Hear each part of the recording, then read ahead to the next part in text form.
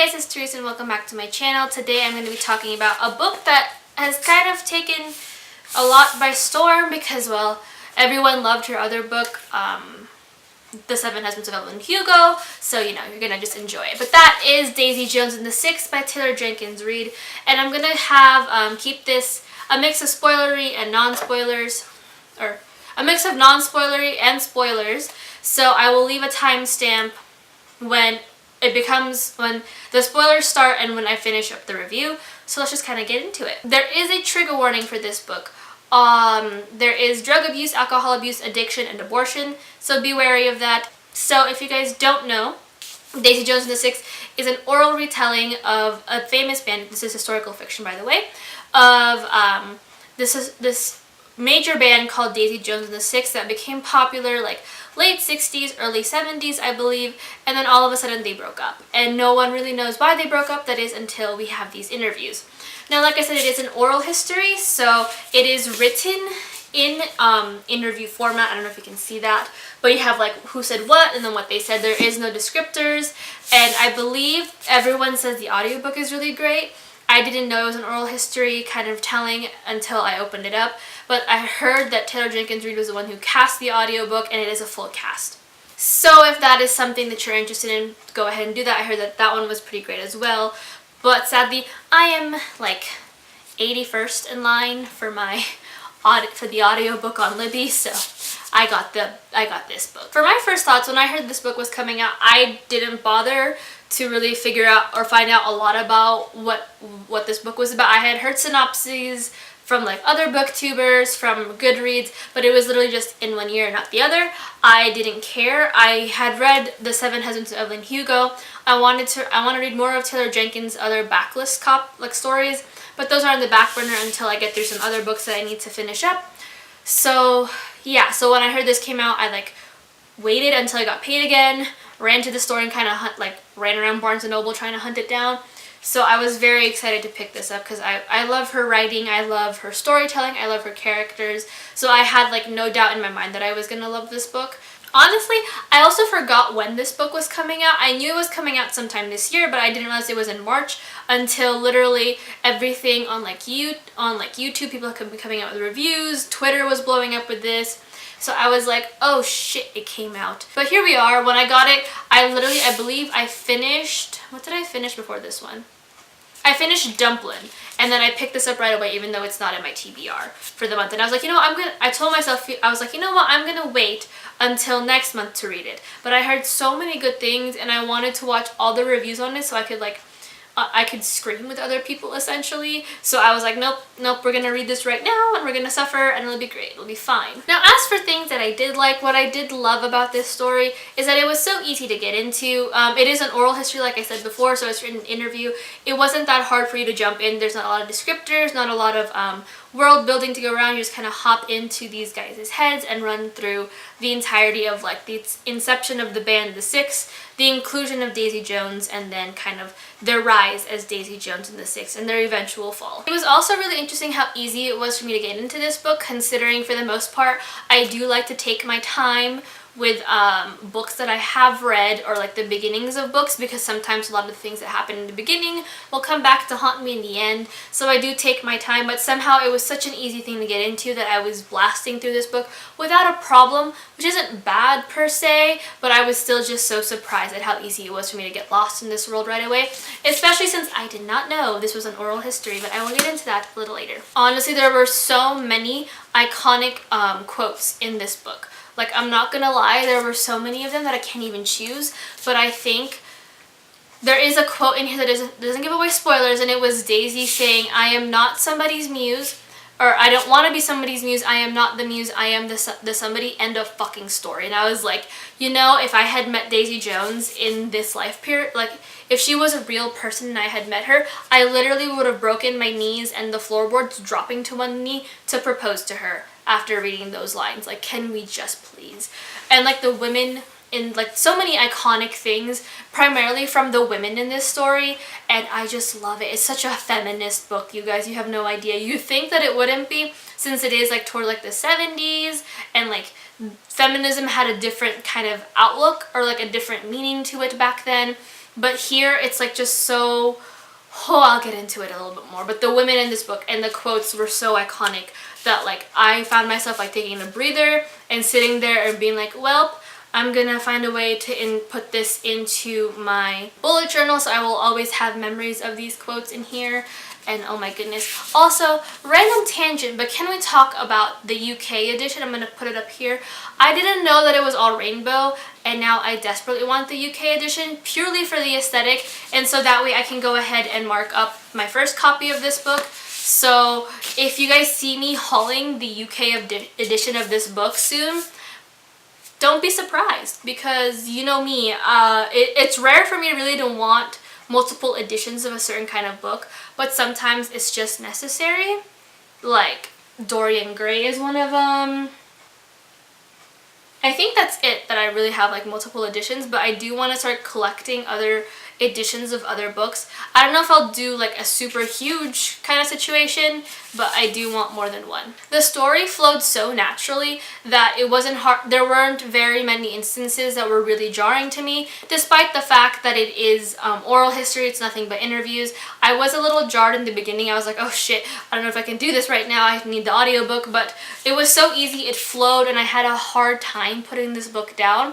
Honestly, I forgot this was historical fiction. Like, I had to go on Goodreads and like double check that it was historical fiction, because I sat there for like, I believe I was like a good quarter of the way through the book, and I was like, are these people real? Because the songs sound really interesting, but I can't find them anywhere. Did everything just kind of disappear? So I was like, this is a historical fiction. Taylor Jenkins Reid writes fiction, and I like double checked it because the characters are so realistic. Their choices, like, you know, it's hard to say that a fictional character is realistic, but I honestly had moments where I would forget that these characters were never alive. This band is not real, and the only time I will be seeing them and hearing the music is when Amazon comes out with that limited TV series, and I'm just excited for that too, because then that means we will have a soundtrack and I will cry at literally everything. But it's fine. I'm okay. Back onto a different topic that I had mentioned, the feminism in this book was just jaw-dropping. Like, you would think that given the circumstances of what had happened in this book, some of the characters were set up to just really hate them. You shouldn't be caring about some of these women. You had instances where women should have been pitted against one another, but it wasn't like that. Not only were the quotes super feminist, but literally some of these girls in this book, like, the feminism was just wild, off the charts, and I just loved each and every one of them. Like I said, there were so many instances where you would get, like, it was set up to where these women should be hating each other, they should be pitted against each other, but they were so selfless and like chose one another despite what they initially wanted, and like helped each other through really tough times, that I was like, shit, like, this book honestly, oh my goodness. And I loved how driven they all were. Like, you can see from like Simone, who was like a very minor character, to like Daisy, Camilla, and Karen, who were a bit more at the forefront. They were all still so driven to become these musicians, to become a mother, to like do whatever. Like I said, they were so much more than just like their no, I don't want to say outward, but like their initial view that you meet them at. Like, sometimes, like, I found myself hating Daisy in the beginning. I thought she was really spoiled and kind of annoying, and I didn't see myself liking her at all. But by the end, I was like rooting for her, and I wanted all of them. Like, there was even a line where Camilla had told Daisy all these things, and she was like, but I'm still rooting for you, I want you to be happy. And I was like in tears, bawling, because there were so many instances with this situation that these girls were in where they should be hating each other, they shouldn't be rooting for each other, they should be wanting the other to fall for a moment, and I will get into that for the spoiler aspect. But it was just so nice to see like this period piece be set where these women are still picking each other up, they're still taking care of one another, they still want the best for each other, and that was just so refreshing to see. And I'm gonna start tearing up again. I also love the rawness aspect of addiction. I personally don't have any kind of, what's the word, experience with addiction. No members of my family have had it in a sense. However, I was going through some of the Goodreads reviews just to get more experience, like more words on it, and I do agree that I liked how they showed two different sides of addiction in this novel, where Billy was addicted, but he had a reason to kind of get out of it, and Daisy was kind of that weird situation where no one really knew what to do with her addiction, and like no one understood it just yet.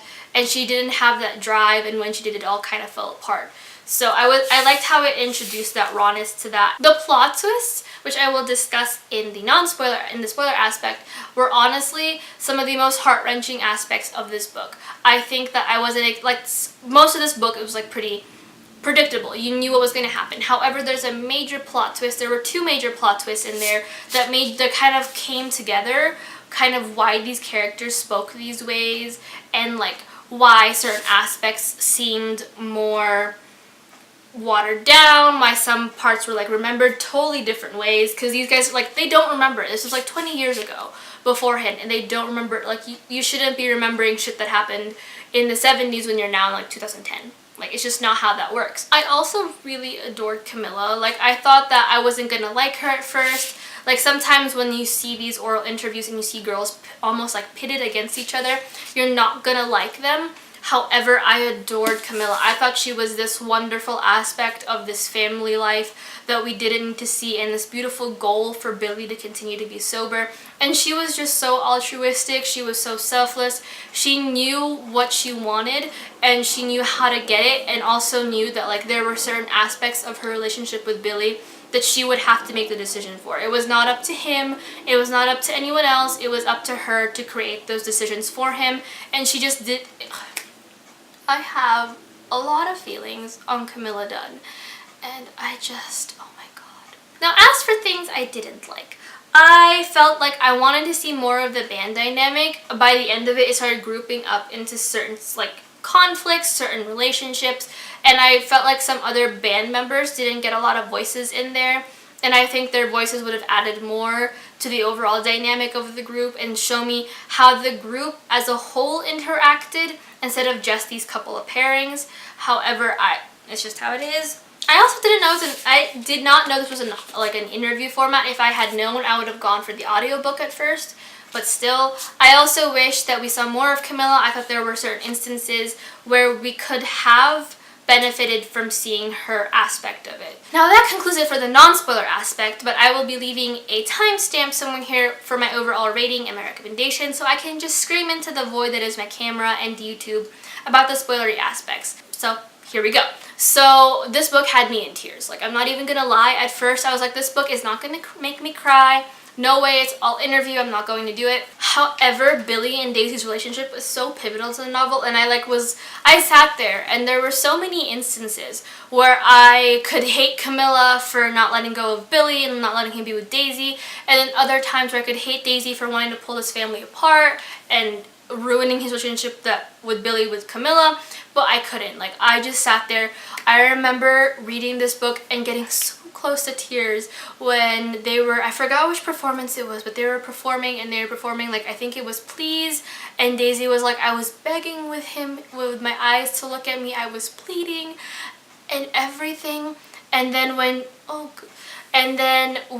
she got so upset that Billy changed her mind, and like she got drunk and like wrote this song that was Regret, that he didn't like for obvious reasons, but she managed to do it. I sat there and my heart was just breaking, because I think in some capacity we've all been there, where we have a loved one, we have a friend or someone that we are in love with or falling in love with, and we're just sitting here and we're begging for them to even give us a look, just a single look when we're angry or we're hurt, or just trying to find a way to make them regret us, that it's just brought so many raw emotions. And the fact that Camilla had to watch that, I sat there and was like, oh god. Like, when they were performing, I think it was Honeycomb, and like for an SNL performance, and I remember reading Karen's line, I hope to God Camilla did not see that, and like literally I was so invested in Billy and Daisy's aspect of this performance that when Karen's lines were said, my heart just dropped into my stomach, and I was like, oh shoot, I completely forgot, please tell me she did not see it. Then you flash forward and saw that she did see it, but she was like, it's okay because we've broken each other's hearts at some point. I've definitely broken his, he's broken mine, and it's fine. And then, when you find out Camilla's dead, I sat there and was like just in awe, because then everything made sense, because I was like, Camilla's this perfect human being, no one has anything wrong to say about her. and then you realize she's no longer with them, and that's why they don't have anything bad to say about them, because she had died, loved so much. And how can you say something to someone about someone who's no longer there, especially when you find out that the interviewer is Julia, who is their kid, who is Camilla's kid. Like, how are you going to talk shit about her mom who's no longer there to the daughter who's kind of trying to piece together and make sense of this kind of situation of her family that was such a huge part and just fell apart for no entire reason. And then on top of that, when Camilla and Daisy had that conversation, I just kind of sat there and was like, because like I said, you had every reason. I think Camilla and Daisy had every reason to hate each other and to be pitted against one another, but somehow magically, they still wanted the best for each other. Like, Camilla was like told Daisy that like she had to make this decision, she had to leave to make herself better and to like not pull Billy and Camilla's family apart, but like despite this she was still rooting for her and she wanted her to be happy, and it was just a lot. And then Billy sitting, having broken his sobriety and taking a drink, but talking to that guy in the bar, and it was just a lot of emotions that sat there, and I can't get over it. It was just a lot, and I'm gonna start crying. But it was just, oh, I'm gonna take a drink of water so I don't cry. It's fine. I'm fine. When Karen was pregnant, I'm talking about this completely out of like chronological order. I'm just flustered, it's fine. But when Karen was pregnant and she like told Camilla that she didn't want the pregnancy, Camilla was like, ultimately it's up to you. And just like her and Graham's relationship was just so heart-wrenching because I was rooting for them. I sat there and was like, you know what? They can make it work, and then it didn't, and I just kind of sat there and was like, oh, this is fine, I'm fine. But the ending, the epilogue, where you hear that Karen's fine on her own, Pete's doing whatever, Eddie's living the life of his life, Warren is enjoying himself, Billy is like enjoying things, and I just sat there, because I was like, how are you going to do this? And then, we, at the very end, we had an email from Camilla to Julia telling her to tell Billy to contact Daisy in some way, because even though they're super old, she and Billy had lived out their life, because Billy said that it would always have been Camilla. Camilla was the water to his fire, and everyone needs water to survive, and he only hoped that Daisy would find that water. And then you read that Camilla wanted to... Oh god, I didn't want to cry during this. That Camilla like sent her that email and was like, tell your dad to contact Daisy. Here's her number, and tell them that they owe me a song. And I just sat there and was like, like even at the end of it, she was just so selfless. She was like, even like she just wanted Billy to be happy and Daisy to be happy. And there was just a point where even like in death, she was like, I know you guys were meant to be together, and I'm thankful for all the years that we got, but here, you guys can spend the rest of your days being with one another in some capacity, whether it is as friends, as lovers, as co-workers. Just be around each other and be happy. And that was just the moment that did it for me, I think. No, there were plenty of moments that did it for me, but that was the moment where I just kind of sat there and like the long sigh came out of my lips, and I was like, I don't think I would have had the strength to do that on my deathbed, to tell my daughter, who is putting the story together, and then tell her father to contact Daisy, even though I knew that there was such a history there. And I just have a lot of feelings, and I just, oh my goodness, this book, like I didn't think I was going to feel this many things, because it is set in interview format. I don't typically dive into these situations, but oh, the last few lines, I sat there and was like, please tell me there's like an epilogue where we see that Billy and Daisy made a song. And I just kind of sat there and was like, I can't wait for the Amazon TV show, because I can just picture everything that was going on. I could see Daisy's heartbreak on her face as she like silently pleaded to Billy to look at her as they sang. And when she changed the lyrics back to the original, just to tell Billy silently that it was, I can't, it's fine. I'm okay. no, I'm not okay. I need to listen to the audiobook so I can hear all this going. It's fine. Welcome back to my overall recommendation reading. If you see me kind of teary-eyed, it's because I cried. It's fine. But I gave this a 5 out of 5 stars. I love this book so much. I highly recommend it to literally everyone. It's a quick read because it is set in interview format. It's not that bad. I love Taylor Jenkins Reid, and this book was so much worth the hype. I think that you will enjoy this book and you will fall in love with it, especially if you like kind of like that 70s vibe. There's even the lyrics in the back. I think this book is definitely up there, if not the top. I don't know, it's only like March, but I think this book is up there for one of my favorite reads of 2019. So definitely recommend, please pick it up. So I can scream about it with someone else. But that is it for my review of Daisy Jones and the Six. It's a very emotional review, so yeah. But if you guys want to see more, I do have a couple more reviews / tea talks. I will leave the playlist link down below. I have all my social media links down below if you guys want to see that. I upload twice a week, so be sure not to miss out on anything. And yeah, that's it. I hope you guys have a great week, and I'll talk to you guys in my next video. Bye!